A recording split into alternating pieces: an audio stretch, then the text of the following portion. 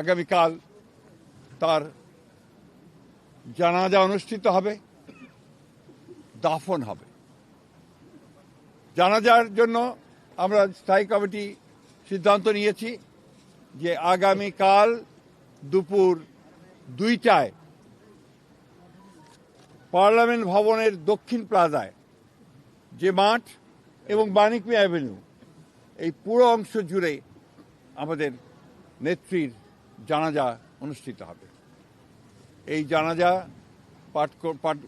পড়াবেন আমাদের জাতীয় মসজিদের খতিব অর্থাৎ বাইতুল মুকাররমের খতিব।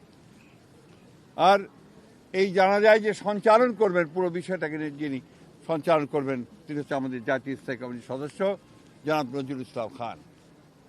এরপরে আমাদের স্বাধীনতার ঘোষক, বহুদলীয় গণতন্ত্রের প্রবর্তক, বাংলাদেশের আরেক কিংবদন্তির নেতা যাকে রাখাল রাজা বলে এই দেশের মানুষ, তার মাজারে তারই পাশে আমাদের এই মহান নেত্রীকে সমাধিস্থ করা হবে, দাফন করা হবে। আমরা সবাই অত্যন্ত শৃঙ্খলার সঙ্গে এই জানাজায় অংশগ্রহণ করব।